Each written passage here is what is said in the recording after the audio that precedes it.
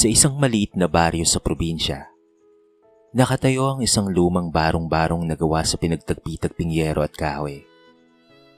Kapag umuulan, tumutulo ang tubig sa bubong. At kapag malakas ang hangin, tila anumang oras ay maaaring matangay ang kanilang tahanan. Ngunit para sa pamilya ni Ace, Alexa at Robin, yon ang pinakamahalagang lugar sa mundo.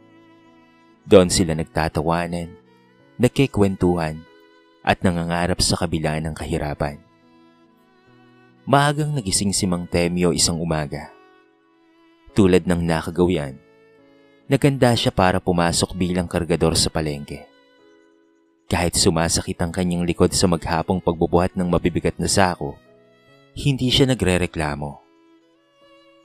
Temyo, ito na muna ang baon mo ha? Sabi ni Aling Ising, habang iniabot ang isang maliit na lalagyan ng kanin na may kaunting tuyo. Napangiti si Mang Temyo. Salamat Ising nga. Pagdating ng sweldo, bibilan ko kayo ng masarap na ulam. Narinig iyon ni Robin, na noon ay 10 taong gulang pa lamang. Tay, gusto ko po ng manok. Masiglang sabi niya. Nagtawanan silang lahat. Kahit isang buong manok pa anak, biro ni Mang Temyo. Ngunit alam nilang lahat na biro lamang iyon. Sa kanilang kalagayan, madalas ay asin, tuyo o toyo lamang ang kanilang ulam.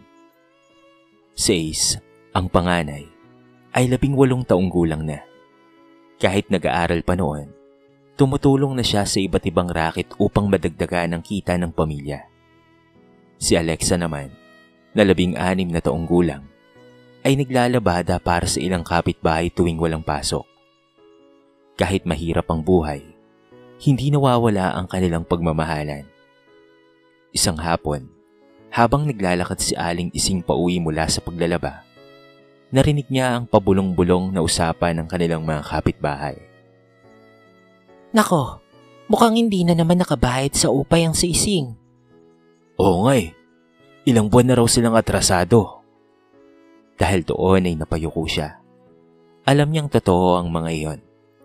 Ang lupang kinatitirikan ng kanilang bahay ay hindi kanila.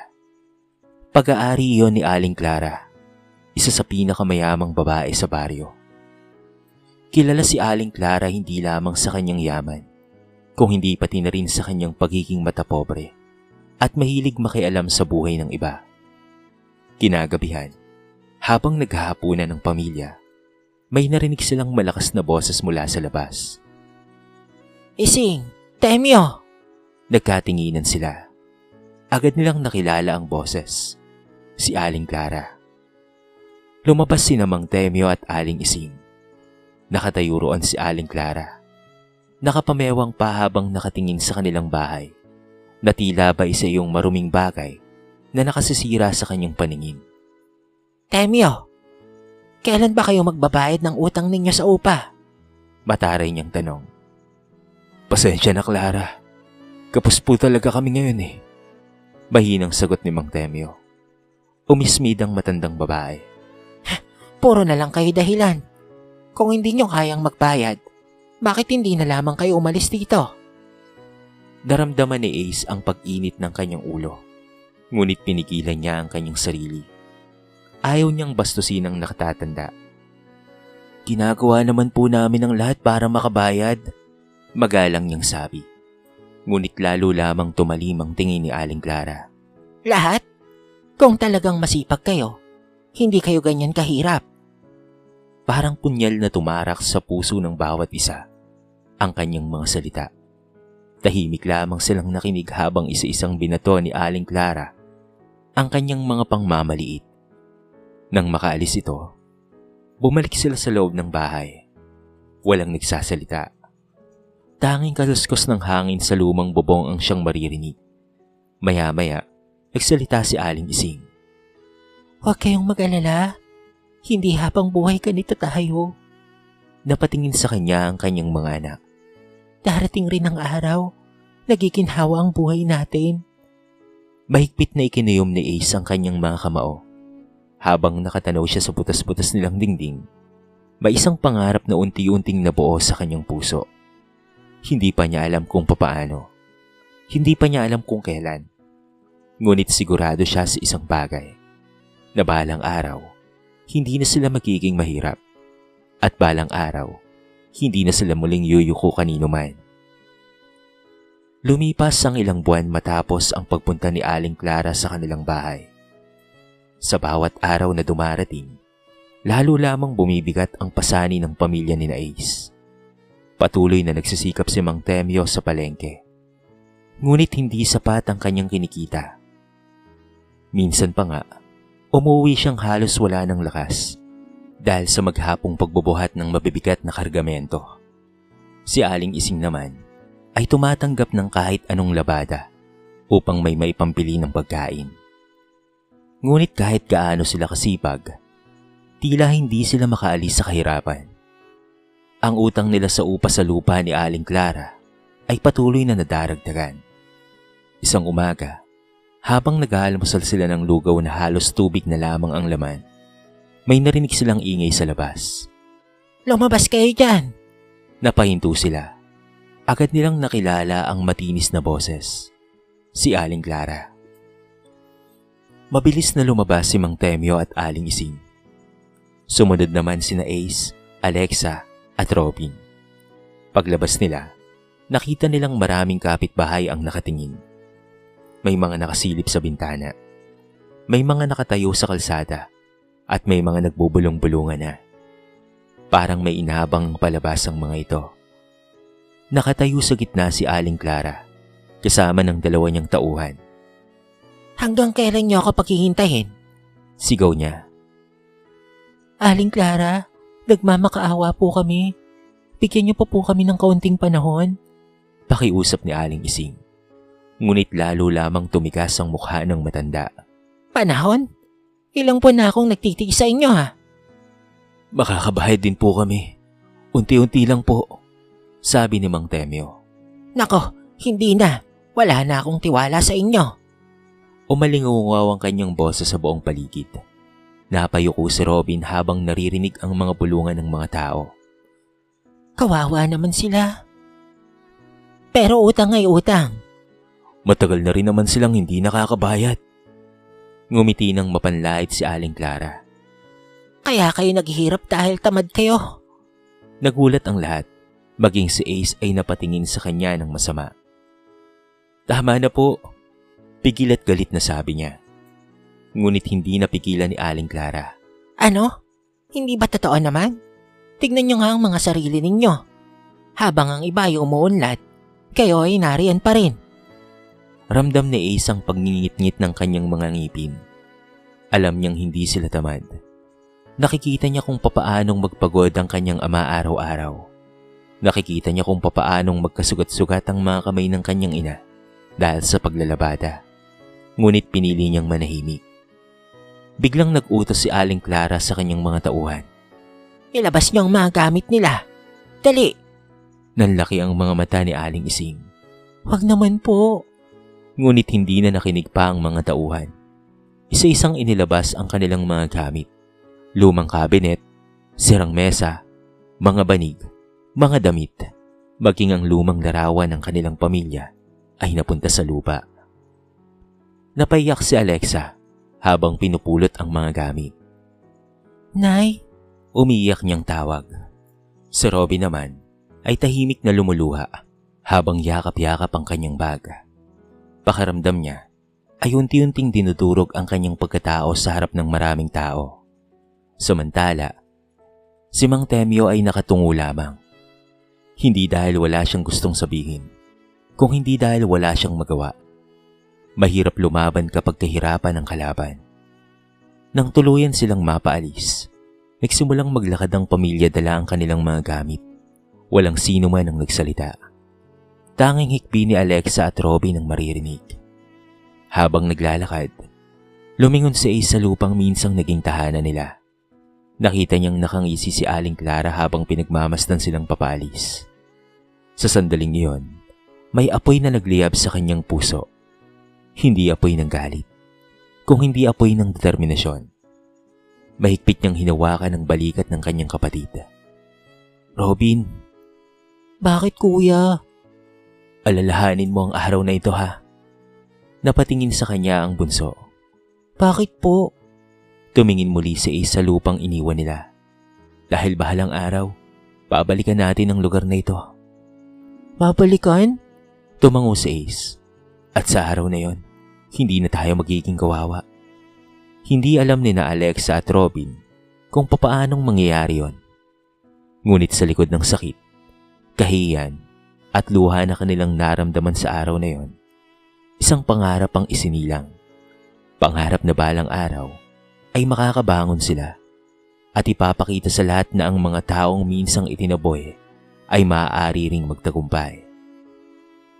Matapos silang mapaalis sa lupang dating tinutuluyan, pansamantalang nakatira ang pamilya ni na Ace sa isang maliit na kubo sa gilid ng bukirin.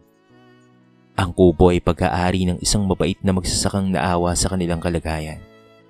Mas maliit iyon kesa sa dati nilang bahay. Kapag umuulan, pumapasok ang tubig sa sahig na lupa.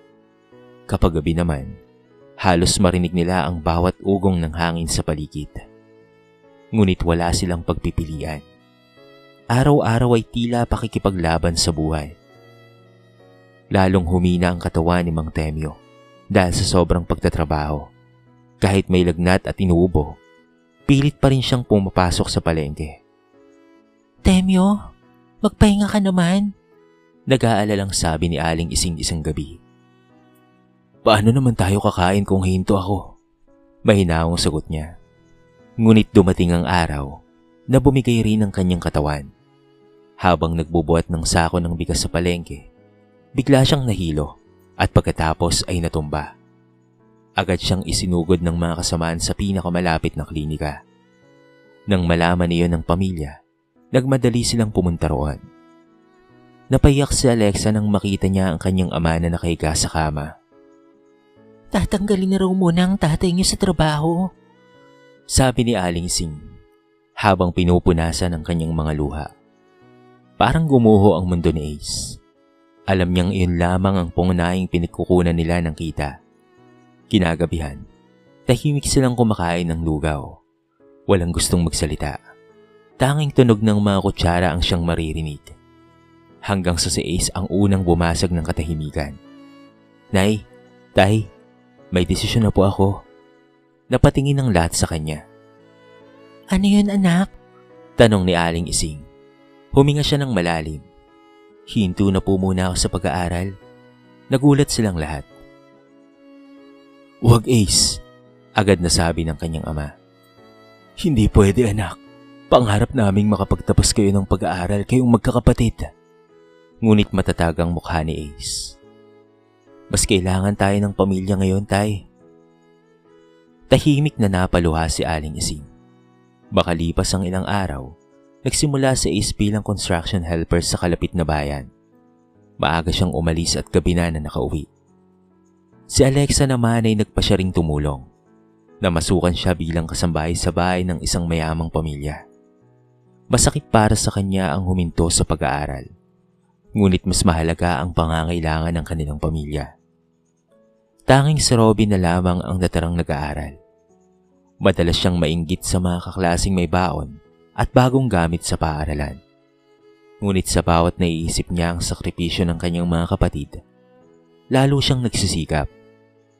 Lumipas ang mga buwan. Unti-unting nakabangon ang pamilya. Ngunit nananatiling mahirap ang kanilang buhay. Isang gabi, habang nakaupo sila sa labas ng kubo at pinagmamasdan ng mga bituin, nagsalita si Robin. Kuya, sa tingin mo ba, yayaman tayo balang araw? Napangiti si Ace. Hindi ko alam kung yayaman tayo. Pero alam kong hindi habang buhay ay ganito. Tahimik silang nakinig. Pagkatapos ay tumingin si Ace sa direksyon ng baryong kanilang iniwan. Sa isip niya, ay malinaw pa rin ang araw na ipinahiya sila ni Aling Clara. Ang mga luha ni Alexa, ang takot ni Robin, ang pagkayuko ng kanyang ama, at ang kawalan ng magawa ng kanyang ina. Maikpik niyang kinuyom ang kanyang kamao. May iba pangako ako sa inyo. Sabi niya. Napatingin sa kanya sina Alexa at Robin. Balang araw, angat tayo sa buhay. Balang araw, magkakaroon tayo ng sariling lupa. Tahimik ang lahat, ngunit hindi pa tapos si Ace. At balang araw, mabibili natin ang lupang pinagtabuyan sa atin. Nanlaki ang mga mata ni na Alexa at Robin. Parang imposibleng mangyari yon. Wala silang pera, wala silang koneksyon, wala silang ari-arian. Ngunit nakita nila ang kakaibang determinasyon sa mga mata ni Ace. Isang determinasyong hindi nila kailanman nakita noon. Dahan-dahang iniabot ni Alexa ang kanyang kamay. Ako rin kuya, magsisikap ako. Sumunod naman ay si Robin. Ako rin po. Maging si Mang Temyo at Aling Isingay na pangiti. Sa ilalim ng malamlam na liwanag ng buwan, nagsama-sama ang kanilang mga kamay. Wala silang kayamanan, wala silang kapangyarihan, ngunit meron silang isang bagay na hindi kayang nakawin ni inuman. Ang pag-asa. At mula sa gabing iyon, nagsimula ang pangakong hindi nila kailanman malilimutan. Pangakong balang araw ay babaguhin nila ang kanilang kapalaran. Lumipas ang mga taon. Maraming bagay ang nagbago sa buhay ng pamilya ni Ace, Alexa, at Robin. Ngunit may isang bagay na nanatiling buhay sa kanilang mga puso. Ang pangakong ginawa nila sa ilalim ng liwanag ng buwan. Noong gabing sila ay naghihirap pa. Hindi naging madali ang kanilang paglalakbay. Sa murang edad, natutunan ni Ace ang hirap ng pagtatrabaho sa construction site. Ilang beses siyang nasugatan. Maraming araw na uuwi siyang pagod na pagod at halos hindi na makatayo. Ngunit sa bawat patak ng pawis, lagi niyang naaalala ang kanyang pangarap. Makalipas ang ilang taon, napansin ng kanyang among kontratista ang kanyang sipag at pagiging mapagkakatiwalaan. May potensyal ka, Ace, sabi nito minsan. Unti-unti siyang natutong humawak ng mga proyekto, makipag-usap sa mga supplier at magpatakbo ng trabaho. Hanggang sa isang araw, naglakas loob siyang magtayo ng sarili niyang maliit na negosyo sa construction supplies. Hindi kaagad naging matagumpay ang lahat. May mga pagkakataong nalugi siya. May mga taong hindi nagbayad ng utang. May mga gabing hindi siya makatulog sa kakaisip kung saan kukuha ng puhunan. Ngunit hindi siya sumuko. Samantala, si Alexa ay patuloy na nagsikap bilang kasambahay. Nag-ipon siya ng bawat sentimo. Dahil sa kabutihan ng kanyang amo, nabigyan siya ng pagkakataong makapag-aral muli sa gabi. Nagtiis siya sa puyat at pagod. Sa umaga ay nagtatrabaho siya at sa gabi naman ay nag-aaral. Hanggang sa natapos niya ang kursong accountancy.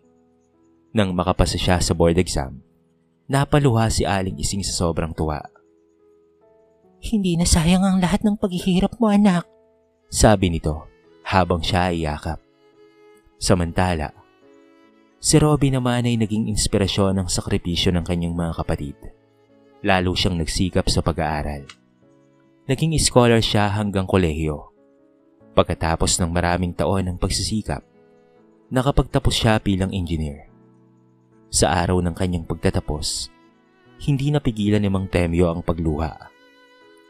Nakita ko na ang bunga ng mga sakripisyo natin, nanginginig niyang sabi. Unti-unti ring gumanda ang buhay ng kanilang pamilya. Nakabili sila ng maayos na bahay. Naipagamot nila ang mga karamdaman ni Mang Temyo at Aling Ising. Hindi nila kailangang mag-alala kung may pagkain pa kinabukasan. Ngunit sa kabila ng lahat ng tagumpay, hindi nila nakalimutan ang nakaraan. Tuwing nagkakatipon silang magkakapatid, madalas nilang balikan ang mga panahong wala silang makain. Ang mga gabing lugaw lamang ang hapunan. Ang mga araw na naglalakad sila ng malayo dahil walang pamasahe. At higit sa lahat, ang araw na sila ay pinahiya at pinalayas. Isang gabi, nagkita-kita silang magkakapatid sa bahay ni Ace. Habang nagkakape, may inilabas na folder si Ace mula sa kanyang bag. Ano yan, kuya? Tanong ni Alexa. Napangiti si Ace. Panahon na para tuparin natin ang pangako. Nagkatinginan sina Alexa at Robin. Dahan-dahang binuksan ni Ace ang folder. Naroon ang mga dokumento, plano, at impormasyon patungkol sa lupang minsang naging saksi ng kanilang kahirapan. Ang lupang pag-aari ni Aling Clara. Hindi ko ito nakalimutan kahit kailan, sabi ni Ace. Tahimik ang dalawa niyang kapatid. Marami na tayong pinagdaanan, dugtong niya. Pero hindi tayo nagsumikap para maghiganti. Ginawa natin ito para patunayan na hindi tayo habang buhay na mananatili sa ibaba. Naramdaman ni Alexa ang pag-iinit ng kanyang mga mata. Maging si Robin ay napangiti.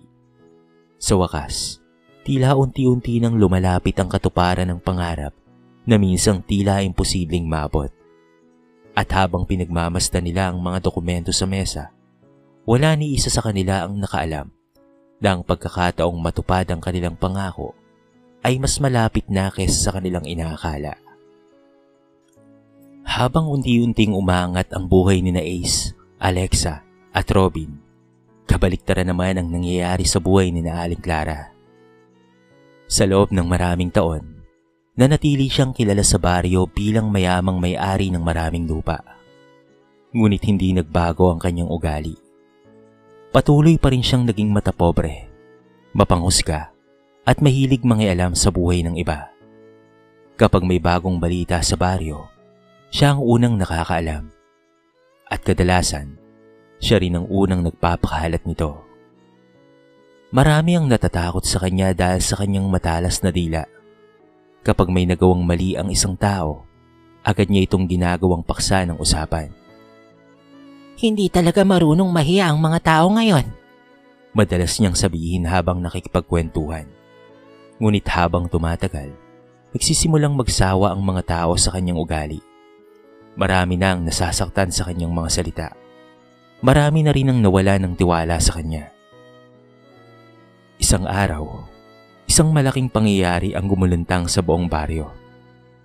Isang pamilya ang muntikan ng masira dahil sa isang chismis na mabilis na kumalat. Ayon sa mga usap-usapan, ang asawa ng isang guro sa baryo ay mayroon daw ibang karelasyon. Nagkaroon ng matinding away sa kanilang tahanan. Umabot pa sa barangay ang kanilang sigalot. Ngunit nang magsagawa ng investigasyon, lumabas ang katotohanan. Walang ibang karelasyon ang lalaki. Isa lamang pala itong malaking kasinungalingan. At nang ususain kung saan nagsimula ang chismis, iisa lamang ang pangalang paulit-ulit na lumilitaw. Si Aling Clara. Nagulat ang buong baryo. Maraming taong dati nang nasaktan ng kanyang mga paninira ang nagsimulang magsalita. Isa-isang lumabas ang mga kwento.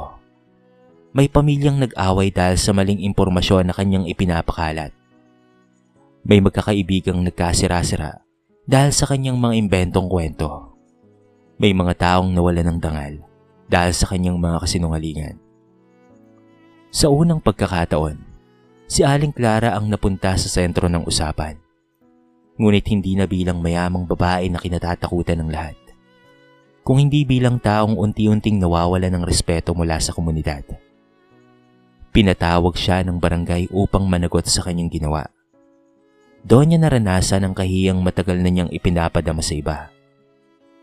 Hindi na siya makatingin ng diretso sa mga taong dati niyang minamaliit. Unti-unti ring naapektuhan ang kanyang kabuhayan.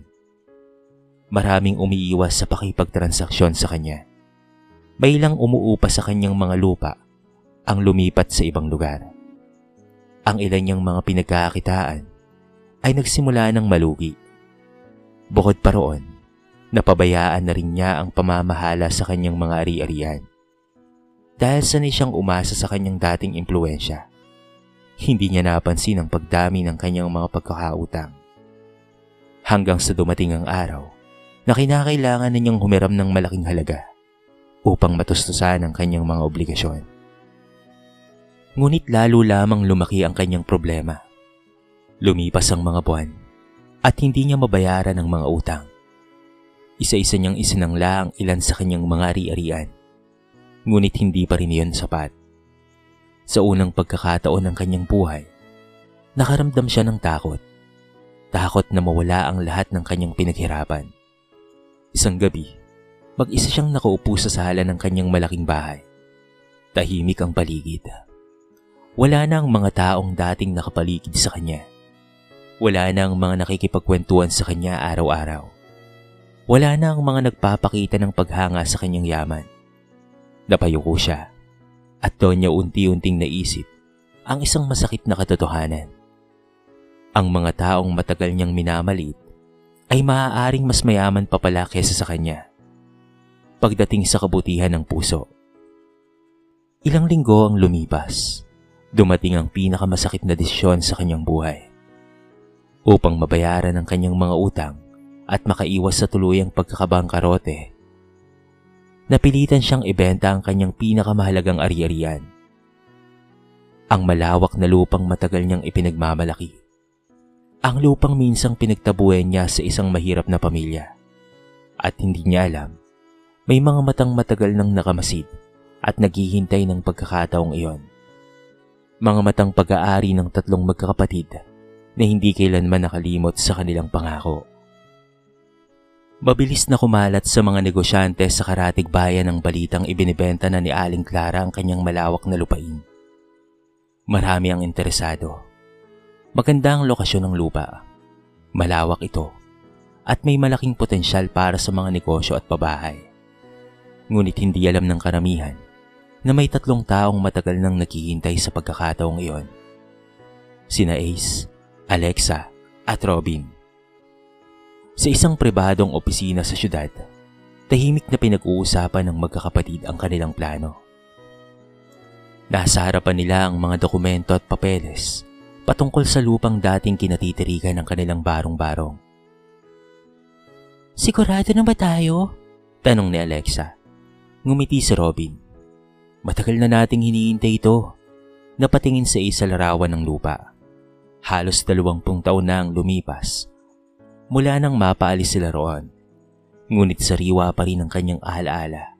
Ang bawat detalye ng araw na yon. Ang mga gamit nilang itinapon sa labas. Ang pag-iyak ni Robin. Ang panghinig ng boses ng kanilang ina. At ang mapanlait ng ngiti ni Aling Clara. Huminga siya ng malalim. Hindi to para sa pag-iiganti, sabi niya. Tumango ang kanyang mga kapatid. Alam nilang lahat yon. Hindi na sila ang mga batang sugatan at galit noon. Matagal nang napalitan ng karunungan at pangunawa ang sakit na kanilang naranasan. Makalipas ang ilang araw, isang kinatawa ng nakipag-ugnayan kay Aling Clara para sa pagbili ng lupa.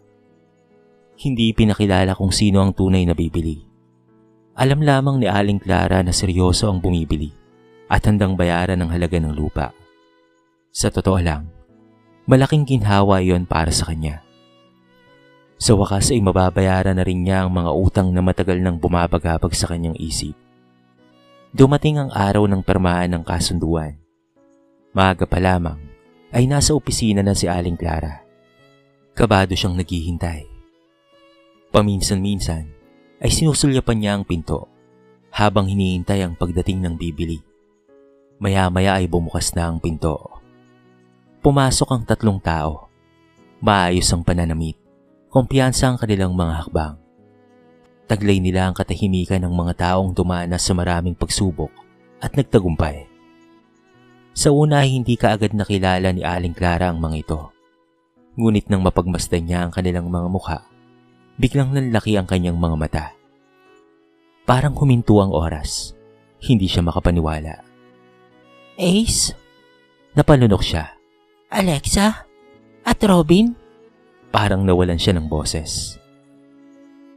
Ang 3 batang minsang nakita niyang umiiyak habang pinapaalis niya sa kanyang lupa ay nakatayo ngayon sa kanyang harapan bilang mga matatagumpay ng mga profesional. Hindi niya alam kung ano ang sasabihin. Hindi niya alam kung papaanong haharapin ang mga ito. Samantala, sina Ace, Alexa at Robin ay tahimik lamang. Walang galit sa kanilang mga mukha. Wala ring kayabangan. Meron lamang katahimikan. Kayong 3 ang bibili ng lupa? Nanginginig na tanong ni Aling Clara. Tumango si Ace. Opo. Napaupo si Aling Clara Biglang nagsiksikan sa kanyang isip ang mga alaala. Ang araw ng pagpapalayas, ang kanyang mga masasakit na salita, ang mga luhang nakita niya sa mga mata ng magkakapatid. At ngayon, tila ibinalik ng panahon sa kanya ang lahat ng iyon. Hindi ko akalaing aabot kayo sa ganito. Mahina niyang sabi. Napangiti si Alexa. Hindi rin po namin nakalain noon. Natahimik muli ang silid. May kung anong bigat na bumalot sa paligid. Pagkatapos ay tumingin si Aling Clara kay Ace. Sa unang pagkakataon, nakita niya ang batang minsang minamaliit bilang isang lalaking puno ng dignidad.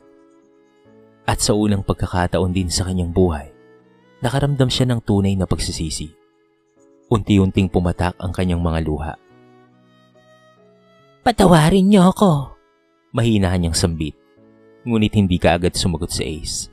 Sa halip ay tumingin siya sa kanyang mga kapatid, sapagkat ang susunod na mangyayari ay hindi lamang patungkol sa pagbili ng lupa. Ito ay patungkol sa sugat ng nakaraan na malapit ng magkilom. Patungkol sa desisyong magbabago sa buhay nilang lahat magpakailanman. Tahimik ang silid matapos ang paghingi ng tawad ni Aling Clara. Walang nagsalita sa loob ng ilang sandali. Tanging ang mahinang ugong lamang ng aircon at ang mahihinang hikbi ng matandang babae ang maririnig. Nakatungo siya habang pinupunasan ng mga luhang patuloy na pumapatak sa kanyang mga mata. Sa unang pagkakataon, wala na ang dating mayabang at matapang na si Aling Clara na kinatatakutan ng buong baryo. Ang nasa harapan nila ngayon ay isang matandang babaeng pagod na sa mga pagsubok ng buhay at kinakain ng pagsisisi. Nagkatinginan sina Ace, Alexa at Robin. Hindi nila malilimutan ang sakit na dinanas nila noon. Hindi nila makakalimutan ang kahiyan.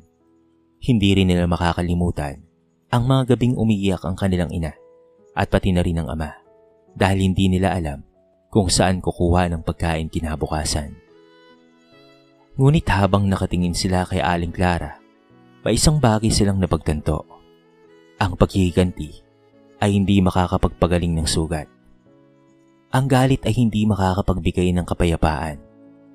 Dahan-dahang tumayo si Ace at lumapit sa matanda. Aling Clara, mahinaon niyang sabi. Nagangat ng tingin ng babae. Pinapatawad na po namin kayo. Sa totoo lang po, pinatawad na talaga namin kayo noon pa man. Parang hindi makapaniwala si Aling Clara sa kanyang narinig. Ano? Totoo ba? Ngumiti si Alexa habang tumutulo rin ang kanyang mga luha. Marami po kaming pinagdaanan dahil sa nangyari noon. Pero kung kikimkimin po namin ang galit, baka hindi kami nakarating kung nasaan kami ngayon. Napagulgol si Aling Clara. Hindi niya inaasahang kabutihan ang matatanggap niya mula sa mga taong minsang sinaktan niya. Matapos ang pagpapirma ng mga dokumento, tuluyan nang nailipat sa pangalan ni Ace, Alexa at Robin ang lupain. Natupad ang pangakong ginawa nila maraming taon na ang nakalipas. Ang lupang minsang naging simbolo ng kanilang kahiyan ay naging simbolo na ngayon ng kanilang tagumpay. Ngunit hindi roon nagtatapos ang kanilang pangarap. Pagkaraan ng ilang buwan, nagsimula ang isang malaking proyekto sa lupang kanilang nabili. Nagtaka ang mga tao sa baryo. Akala ng marami ay gagawin itong malaking negosyo ng magkakapatid. Ngunit iba ang kanilang plano. Sa araw ng pagbubukas ng proyekto, nagtipon-tipon ng mga residente. Naroon din si Aling Clara. Tahimik siyang nakaupo sa likuran habang pinagmamasdan ng mga taong dating naging bahagi ng kanilang buhay. Nang umakyat si Ace sa entablado, agad na tumahimik ang lahat. Maraming taon ang lumipas, panimula niya. Ang lugar nito ang naging saksi sa pinakamahirap na yugto ng aming buhay. Napatingin ang mga tao sa isa't isa. Dito kami umiyak. Dito kami nasaktan. Pero dito rin kami natutong mangarap. Kasunod niyang nagsalita si Alexa. Hindi namin pinili ang lupang ito para makikante. At hindi rin para ipakita kung gaano na kami kayaman ngayon. Pagkatapos ay lumapit si Robin sa mikropono. Binili namin ito para maging tahanan ng pag-asa. Kasabay noon ay pinakita ang malaking karatula sa likod ng entablado. Ising Temyo Housing and Livelihood Center. Napaluha sina Aling Ising at Mang Temyo na naroon ngayon sa unahan ng mga bisita. Ang proyekto ay binubuo ng murang pabahay para sa mga pamilyang nangangailangan at isang livelihood center kung saan maaaring matuto ng hanap buhay ang mga residente. Palakpakan ng buong baryo. Maraming napaluha, lalo na si Aling Clara. Sa kanyang kinauupuhan, tahimik niyang pinagmasdan ng magkakapatid. Naisip niya kung gaano kalaki ang pagkakamaling ginawa niya noon. Ngunit sa halip na gantihan siya ng sama ng loob, pinili nilang magbigay ng kabutihan. Habang papalubog ang araw, magkatabing nakatayo sina Ace, Alexa, Robin, Aling Ising at Mang Temyo sa gitna ng lupang minsang pinagtabuyan sa kanila. Ngayon ay wala ng luha ng kahihiyan. Wala ng takot. Wala ng sakit. Ang dating lupang simbolo ng kanilang pagdurusa ay naging tahanan ng pag-asa para sa maraming pamilya. At habang nakatingin sa malawak na lupain, napangiti si Ace dahil sa wakas, natupad na ang kanilang pangako. Hindi sa pamamagitan ng pagkiganti, kung hindi sa pamamagitan ng sipag, tiyaga, pagmamahal at pagpapatawad. Dahil ang tunay na tagumpay ay hindi nasusukat sa dami ng pera o ari-arian, kung hindi sa kabutihang naiiwan mo sa puso ng ibang tao. Lumipas ang 2 taon mula nang mabuksan ang Ising Temyo Housing and Livelihood Center. Ang dating bakanting lupain na minsang naging saksi sa luha at paghihirap ng pamilya ni Ace, Alexa at Robin ay isa ng masiglang komunidad ngayon. Sa umaga, maririnig ang tawanan ng mga batang naglalaro sa malinis na kalsada. Sa hapon naman, abala ang mga residente sa Livelihood Center. May mga natutong manahi, gumawa ng mga produktong pangkabuhayan at magpatakbo ng maliit na negosyo. Maraming pamilyang nagkaroon ng bagong pag-asa. Marami ring bata ang nagkaroon ng pagkakataong mangarap para sa kanilang kinabukasan. Isang hapon, habang papalubog ang araw, muling bumisita sina Ace, Alexa at Robin sa lugar. Kasama nila sina Aling Ising at Mang Temyo. Bagaman may edad na ang kanilang mga magulang, makikita sa kanilang mga mukha ang kapayapaang matagal nilang hinintay. Dahan-dahang naglakad si Mang Temyo sa paligid. Napangiti siya habang pinagmamasdan ng mga bahay. Kung nakita ko ito noon, baka hindi ako naniwala, mahina niyang sabi. Natawa si Robin. Kami rin po, tay. Samantala, si Aling Ising ay nakaupo sa isang bangko habang pinagmamasdan ng mga batang masayang naglalaro. Bigla niyang naalala ang panahong halos hindi nila alam kung saan kukuha ng pagkain para sa kanilang mga anak. Naalala niya ang mga gabing umiiyak siya ng palihim upang hindi makita ng kanyang pamilya. Ngunit ngayon, ibang luha na ang dumaloy sa kanyang mga mata. Mga luha ng pasasalamat. Lumapit si Alexa at hinawakan ng kamay ng kanyang ina. Nay, bakit po kayo umiiyak? Ngumiti si Aling Ising. Masaya lang ako, anak. Nakita ko kung papaano kayong lumaban sa buhay. Nakita ko rin kung papaano ninyong tinupad ang mga pangarap na minsan ay parang imposible. Napaluha si Alexa. Sa kabilang bahagi ng komunidad, may isang matandang babaeng tahimik na naglalakad. Si Aling Clara. Hindi na siya katulad ng dati. Mas naging mapagpakumbaba na siya matapos ang lahat ng nangyari. Paminsan-minsan ay tumutulong siya sa mga programa ng komunidad bilang paraan ng pagbawi sa kanyang mga pagkakamali noon.